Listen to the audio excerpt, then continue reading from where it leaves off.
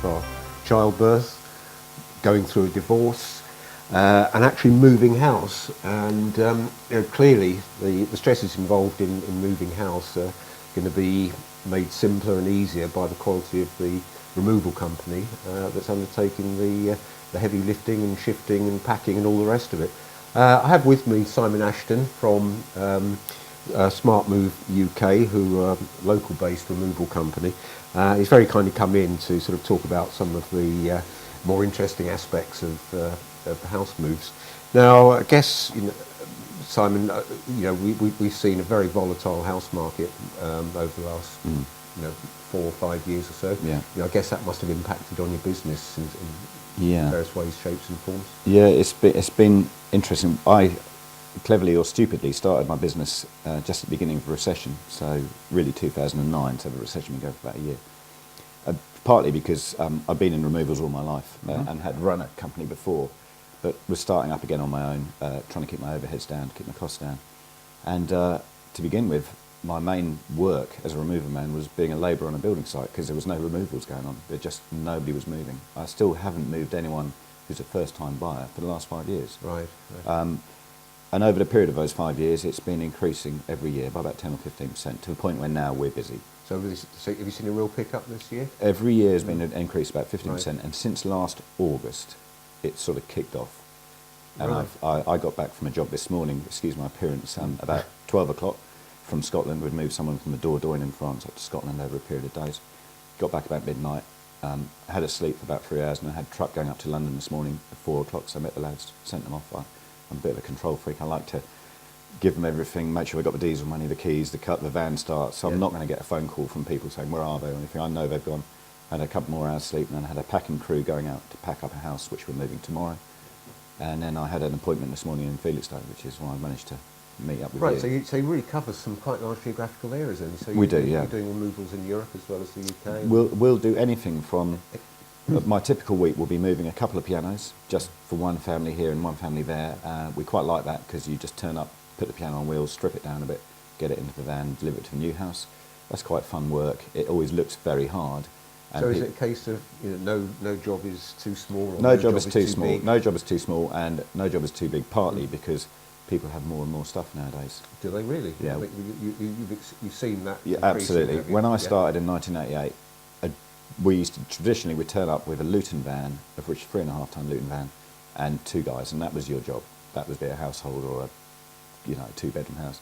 Nowadays, invariably, we're always turning up with either 3 Luton vans if we can't get a big truck in, or just a 15-tonner, which takes about 2,200 cubic feet, which is a lot of stuff. So but people aren't living in bigger houses, though, are they? No. But they're accumulating more stuff. It's just part of our consumerism, I think. Right. People just, I recently met a family and they had a television in every room. Yes. Kitchen, lounge, 3 bedrooms. So they had 5 televisions. Right. And that kind of mentality, there's nothing wrong with that, but that kind of mentality means that you don't only have 5 televisions, you have an Xbox, a PlayStation, and everyone has tablets, and then you have 17 boxes of toys for the single child. Right. And it just becomes more and more. And the dishwasher and the washing machine. And the American fridge freezer. And then you get your wardrobe boxes, which are a traditional way of hanging clothes so they don't crease. And you might have 22 wardrobe boxes with 25 garments in each one. And all the ladies' shoes as well. Yeah, that's just my wife's clothes. No, sorry, I shouldn't have said that. So what's the most challenging move that you've ever had to carry out? Interestingly, I think people always think that the big moves are going to be the most challenging.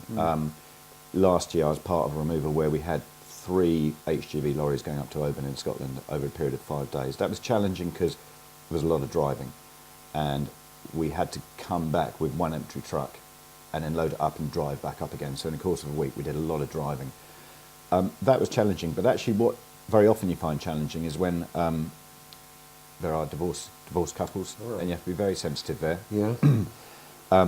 Occasionally people have rung us up and said, can you move me next Tuesday, but can you arrive at 9:30? So you think, yeah, okay, arrive at 9:30. And just occasionally, only a couple of times in the last 25 years, the husband has turned up because he's forgotten his lunchbox and not realised his wife was moving out. Really? That's quite awkward, and then the police get involved, and you are involved, but you're not. Yeah. And so you have to, all the lads, they understand, they know the score, and they'll step back and say, look, sorry sir, but you would need to speak to your wife about this, we'll just step aside for a while. That can be challenging. And occasionally we've done these removals. I don't know if you ever remember that programme, Life of Grime, where people live in kind of squalid situations. Yes. We moved a guy from London, who was a lovely old guy. He'd been in this council house, which his parents had been born in, lived in, and he was born in there. And he was about 50 or so, and we were asked to go and move him to Great Yarmouth from North London. And so we turned up, I'd seen the job, I'd done a quote, and it was just appalling. The kitchen floor was just like mulch. He had not been looking after himself. There was a bird cage and the bird droppings underneath the cage, or bird seed actually it was, which had just, and mice. And I went into his bedroom, and it was quite sad really. There was all these Airfix models he'd made as a kid, 45 years ago, still hanging there, but the cobwebs going from the models to the floor. And it was just quite surreal. He had an Afghan hound in the back garden, which had never been on the lead. And we said, how are you going to transport that, sir? And he said, oh, I've got a friend who's turning up with a vet, and they're going to sedate the dog and put it in this taxi and drive up to Great Yarmouth. Okay. So he paid £60 for a vet to have the dog sedated, and the Afghan hound just stood there like, yeah, have you got any more? So he paid another £60, sedated the dog again, whereby the dog collapsed onto one of our blankets. We carried it into the black cab. And as we arrived in Great Yarmouth and we carried it into the garden, it started coming round, right, which was a time for us to scarf it. And over the wall, quick, yeah. It was not a pleasant dog. But that was interesting. But I always say to my guys, I don't care if you're moving Lord and Lady so-and-so, yeah, or somebody like that gentleman there. Every job is a professional job. Attention to detail, really important. Right, and it's about being able to give as much support as possible to the people. I think so. I mean, it seems to me from what you're saying, one of the most important things about the job is not just the technical aspects of packing and shifting stuff. It's about how you relate to the householders, how you relate to the people. It's a bit like when you introduced the chat just now. Moving can be one of the most stressful things you do. Apparently, and I say apparently because we do it every day, we don't think it's stressful because we just come into a house, we either pack it or load it, and it's about human relationships and trying to put yourself in their situation. I had a classic case where one of my lads, he turned up at a lovely house, actually here in Felixstowe about 3 years ago, and he knocked on the door, and we didn't know this, but he knocked on the door and he said, it was a fantastic place, and the lady opened the door and he said, good morning madam, I can't believe you're moving from here, this is fantastic. What he didn't know was that they were being forced to move because they couldn't afford the house anymore, and she just burst into tears. Oh dear. And it was awkward, and he worked his way around it. He's a very clever lad and sensible and knows how to understand. And he learned from that. Simon, I've learned that you can't just assume that everybody wants to move or that people are moving for the right reasons or for the wrong reasons. He said, and so it's about listening first. So communication skills are really important. I think so. I mean, you talk about your lads, so I'm getting the impression that that you've got a fairly young crew of people. Well, our oldest guy is 60. He's fantastic. Yeah. He's been in the business 40 years. There are certain things I wouldn't have him do. I don't expect him to run around like an 18-year-old. We leave him loading the truck, to be honest, most of the time, because he's brilliant at it. Right. And then I've got young lads who are 18 who need to learn the business, and so they're what we call box carriers, because you start off by carrying boxes, and as long as you can physically carry the box, you're in a good position. Then you'll start filling wardrobe boxes, and you'll start putting mattress bags on mattresses, or you'll start putting the duvets and pillows into linen bags and taping them up, or you'll start sliding pictures and works of art into picture boxes. Stuff that pretty much can't go wrong as long as you've got a degree of common sense. Right. The guys who are going to carry a £2,000 American fridge freezer out of the door need to have some experience. They need to know that if you catch that door on the fridge freezer, it's going to cost me money in insurance, and it's going to make it embarrassing for the customer, and actually the customer's going to look at you in a slightly different way. Everyone seems to buy a sofa from DFS who have constant sales, don't they, for £2,000 and pay it off over 4 years. When that sofa goes into our truck and goes into their new house at the end of the day, they don't want to see any marks on it, quite understandably, and nor do I, and nor do the lads. And so it's important the right people do the right thing. I believe very much that you find people's strengths or weaknesses, and weaknesses, and put them in the right place. So if somebody is clumsy, probably don't have them on the firm actually, but certainly don't let them pack the fine china. This is ridiculous. So some people have got certain skills in certain ways, yeah? Everybody has certain skills, and you have to find out. We had a clumsy guy once, and the idea was, just do the garden stuff. Because if you drop the garden spade on the garden, it's probably going to be okay. If you drop a chandelier, like the old Only Fools and Horses sketch, it's not going to be okay. And so we find the right people for the right jobs. And there is enough work in this business to find those different niches. So, what are the important sort of strengths of one of you guys? I mean, is it physical strength? I mean, they do 8 hours a day, 12 hours a day, don't they? Shifting enormous amounts of stuff up and down stairs and things. I mean, is physical strength an attribute? Actually, physical strength, as in what we consider the muscle guy, it's not actually as important as we'd all think. I'll give you 2 examples. Firstly, the real important thing is stamina, because actually, like you say, it's 10 or 12 hours a day. So I left for Scotland on Monday morning and got back at midnight last night, and I've done a 30-hour session. So you need to know that if you're driving, you know what, I'm not going to be home for 8 hours, but I'm just going to, you just have to keep at it. Yeah, and there are times when you turn up at a job like the job I was talking about, which wasn't packed, and you're going to think to yourself, we have one guy who works for us, he says you just have to dig deep. That's his expression. He's absolutely right. You just have to dig deep and say, you know what, it's going to be a long day, but if I go outside and have a cup of tea and whinge about it, it's going to be a longer day. Right. So you just need to crack on. You Yeah. need to make sure everyone's working as a team. Yeah. And the great thing about removals is you are working with a bunch of mates, because you become mates, because when you're carrying a washing machine down the stairs with someone in a flat, you need to know they're not going to let go.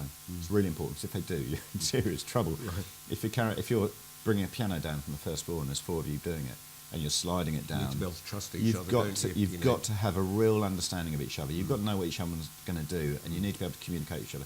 You don't want everyone to break down into arguments because so-and-so did this. It doesn't work. It's not good for the customer. Right. But on the muscle side of things as well, we've got one guy he's a muscly guy.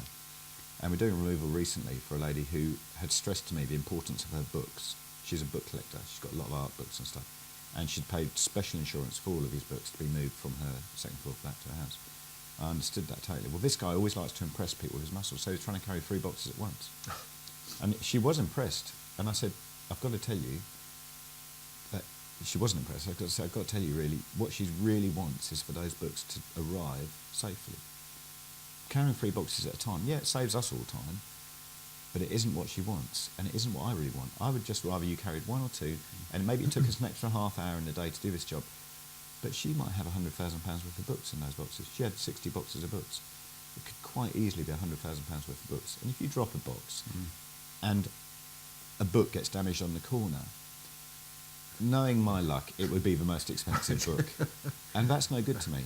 Yeah. And it's a bit like I was saying earlier about whether it's Lord and Lady so-and-so or the guy with the Afghan hound. Attention to detail is really important. Yeah. And just do the job properly. And everything will be all right. So, what's the most stressful part of the business from your point of view? What comes up regularly as an issue that causes you, mental stress? I suppose, firstly stress? is making sure there's enough money in the bank on Friday to pay the wages.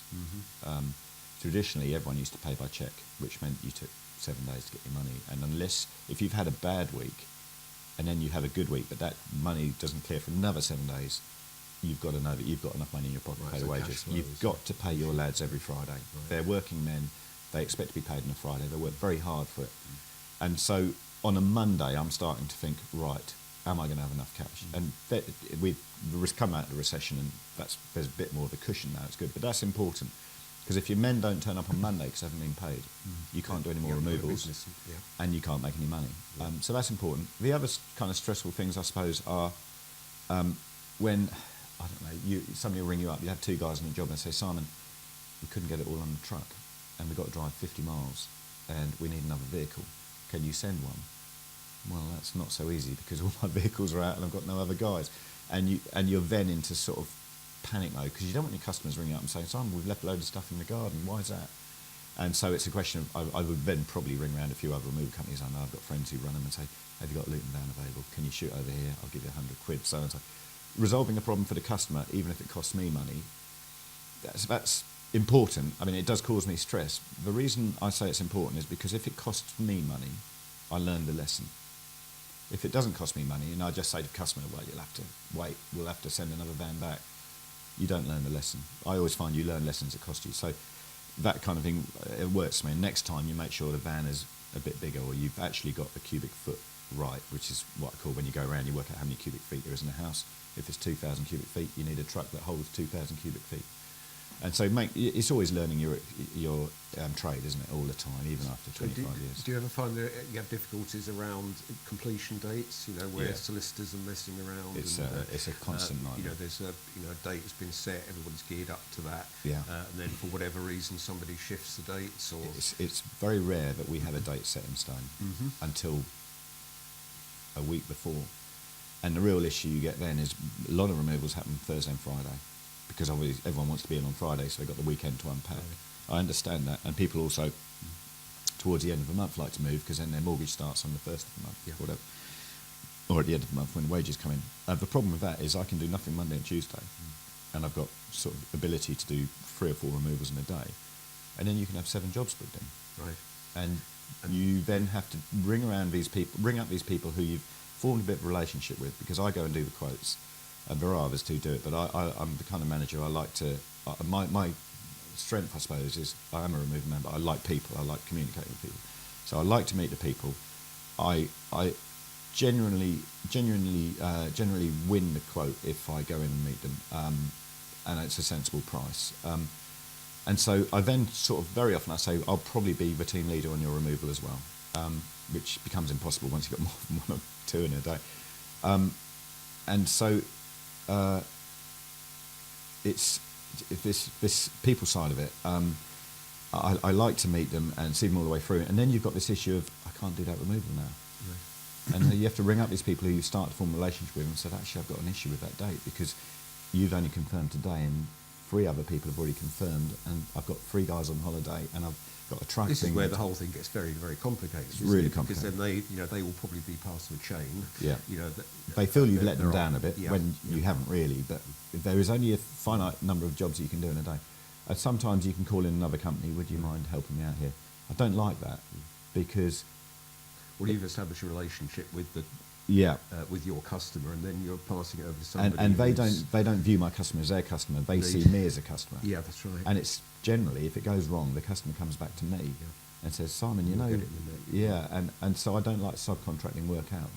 We recently did a job down to near the Spanish-Portuguese border for some people, and it was a great job. And the reason we got the job was they said, Simon, we've had a quote from another company, but they've pointed out in their terms and conditions that they are entitled to subcontract this work out. So they might pick it up, but another company might deliver it. I said, we don't like that. I said, I've got to be honest, every terms and conditions will say that. You're always entitled to subcontract it out. But I can guarantee you that the same people who pick up this furniture from your house will be the same people who deliver it to Spain and Portugal, and I wouldn't expect you to pay me the remaining 50% of the balance if you go with us. I'd ask you for some deposit up front and then 25% when we set off, and 50% of the balance as we arrive in Spain, so that you know that it's definitely us turning up. And that's how we got the job, because people want to know that you're accountable from start to finish. Yes, I mean, it must be a very competitive business. I mean, a large number of removal companies around all competing for business. So what really sets you apart? What is it about your service that enables you to win business compared with other removal companies? What's unique about Smartmove? It's a good question. I'd like to say it's because of my guys, but that's not completely accurate, because there are lots of good guys working for lots of removal firms. Is it about price, or is it about it's reputation? It's something to do with price, although I'm very rarely the cheapest. I don't try and do things cheaply, because I think very often removals you're asked to go the extra mile. So, you put the piano down and somebody comes down and says, actually, the piano doesn't work, can you move it? And you move it. We have moved the piano record 7 times in one room, which after that I had to say, you know what, this is the final time we've done. But you go the extra mile all the time. And I feel if you do a job cheaply, you will be very reluctant to go the extra mile. I recently lost a job which was a £650 job. I quoted it out. It was a relatively big job. And I got an email, actually, I opened it up this morning as I got back to the warehouse at 12. And it said, sorry, Simon, somebody's doing this for 460, we're not going to use you. And I worked it out, they're not going to make any money. And, now they've won the job, they're going to think, oh, I wish we'd done a bit more. And when they turn up at that job, and they've got to put furniture out of windows, they've got to wrap stuff, they've got pictures to go in picture boxes, about 50 pictures, they're actually going to start cutting corners.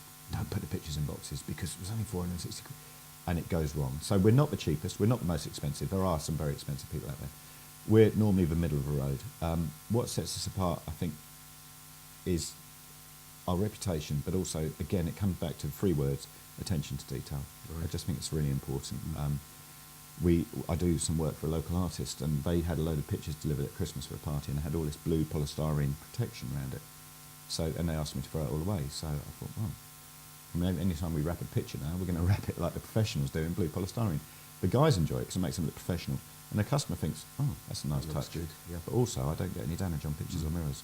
And so That little extra detail, little bit extra of extra expense, mattress bags gives the customer a sense of security that Absolutely. things are being done properly, that they don't have to worry about the quality of the packing and all those things. Unfortunately for us, the real problem is that people only begin to trust you as a group or as a firm or as a team of lads when you're halfway through the removal.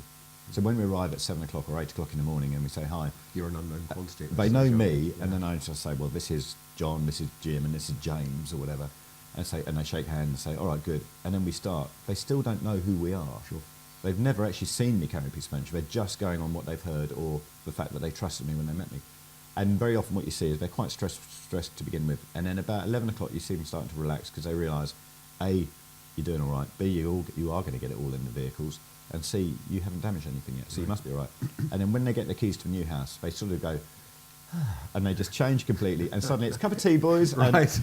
and by the time you leave, I did one job, I've moved some people 3 times, and last time I did it with this 60-year-old guy, and as she came out, I've known these people for years, as we come to the end, she shook my hand, and she gave this guy a kiss and a hug. Really, I think, really? what have I done wrong? But actually, she'd met me 3 times, so she didn't need to give me a kiss and a hug, but this guy, she'd met him once, and when she met him, she thought, he's 60. What's he going to be like? Actually, he's got 40 years' experience. He's better than all of us. Yes, he does things in a smart way. He's as strong as an ox, and he's brilliant. And she was so relieved, but she wouldn't have known that until he'd done the work. And so the problem for us is we are competing against other people who also got a front man like me, and are also trying to be competitive, and also saying my lads are brilliant. It must be difficult for the householder because trying to make a judgment as to whether you're doing the job properly or not. Because like you say, people don't move that frequently, do they? No. And it's a situation that they're not familiar with, and suddenly they're seeing all these guys running around, and they can't know whether the job's being done properly or not unless they've got an eye for detail, like the pictures being written properly. And also having a team leader. Yeah. It's really important. I know a couple of firms who they don't have a team leader, so you just go in and the lads just get on with it, and it works. But actually, what the customer needs is a point of reference. Yes, that's right. They need a single point of contact, don't they? So if there are any queries or any problems, they're dealing with that guy rather than. If you've got a team of 5 in a house. But if you've got a team of 5, you don't want to remember every name. And that's right. And you don't want to be saying to one guy, look, remember to put that thing there, and then he doesn't communicate it to the others. It's no good at all. You need a team leader who they can talk to. And so, I mean, if I'm the team leader, very often, actually, the lads sort of laugh and say, they're floating about, so I'm not doing too much work. I said, well, actually, A, I pay your wages. B, I'm a bit older than you. But actually, my job here is to be the liaison between the customer and you guys. So that when you come in with a chest of drawers, we unload a truck really quick. It's quicker than loading because when you load a truck, you've got to plan out how you do it all base goes. boxes and awkward for stuff like chairs at the top. So it all sit still and safe. Yeah. When you unload a truck, you just pick something and take it in. And so if you're the customer, you can have 5 guys coming into your house every sort of 2 minutes. Where do you want the chest of drawers, madam? Where do you want the piano? Where's this chair going? Where's this picture? And it's impossible for customers. So you need to sort of plan it out a bit, right? Say, guys, well, I'm going to put some post-it notes or leaflets on these. So that's bedroom 1, that's bedroom 2, and talk it through with the customer. We had a job last week recommended just by an estate agent, and it was a lovely little job, but for an 82-year-old guy, really nice guy, but he hadn't moved for 40 years. And he had no family, never been married, no children. His only family lived in Australia. So he didn't have any help. So I said to him, look, we're going to pack you and move you. Why don't we unpack for you as well? Because it's going to be a chore for you. I said, it's up to you, I'll give you a price. And he did come back. And the estate agent went and I said, could you unpack for me? When we came to the new house, everything we took in, it was like, where would you like this? He said, moved for 40 years. This was a totally new experience. And for him, the answer, somewhere in the house, was good enough. For us, it isn't, because you can't put a piano in the wrong room, you've got to move it. So I'm getting the sense here, Simon, that it's all about organisation, it's about planning. Yeah. And the better planned it is, people thinking in advance about where stuff's going to go, marking up on the boxes what rooms they're going to go in, really makes useful. your life easier, makes it easier for them because they know what's in the boxes. No, absolutely. Rather than just a great heap of them in a and when when you leave at 6 o'clock that night and they think, what, I fancy a bottle of wine. Where is it? It's really helpful if there's a wine box, a box just with wine in it so that they can find it, rather than this is herbs and spices with a bottle of wine packed in the Right, corner. so I presume then that you would always give householder advice as to what they should do the night before and what they should do on the day. So, Generally, I will try. I will always do that as much as I can. Partly because that makes my life easier. So what would you recommend somebody do the night before? Well, for example, we're moving some people tomorrow. A couple of families tomorrow, but one of the ones we're moving tomorrow, we're packing today, so the crew are out there packing. And so when I went round to do the quote, I said to her, when we come in to pack, she said, can I go to work? I said, as soon as you've shown the lads around, you're very free to go to work. I totally trust the guys, and you can trust them in your house, and it's fine. She said, okay, fine. What do I need to do? I said, be organised. And she said, what do you mean? I said, well, when you come home from work at 5 o'clock tonight, this evening, or the day we're packing, we won't be there. So you'll walk into your flat, and it's going to look very different. Your furniture will still be there. You'll still be able to sleep in your beds, and we'll leave the telly for you.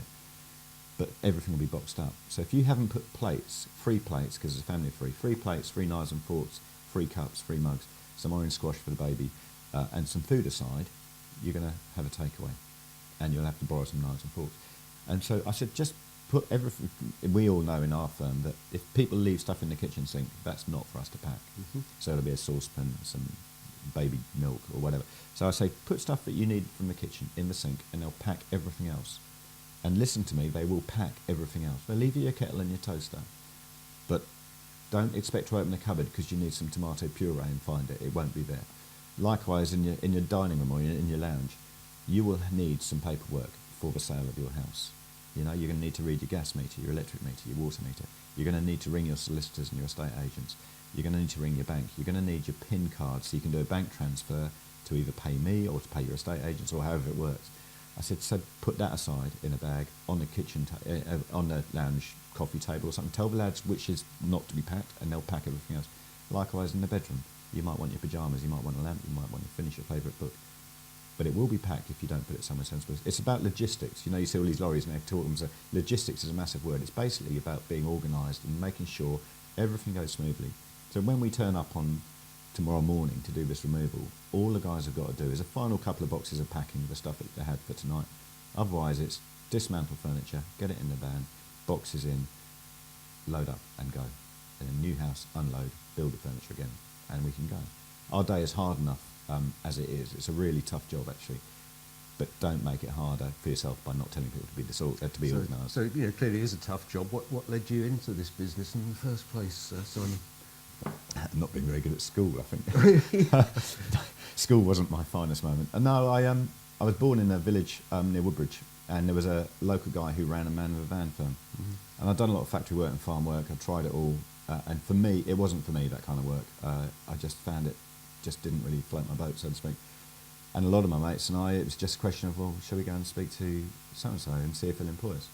And he had a group of Luton vans, about 5 or 6 Luton vans, and he'd send us out to the American air bases and to Woodbridge and just do these little removals. And the interview, I remember the interview was, we'd drive from this village up to yes, I was going to ask, is there a formal interview process? This one wasn't very formal. This one was driving the Luton van round a roundabout and back to the village. And if we drove it sensibly, we got the job. So the interview was actually driving a van around the roundabout. Yeah.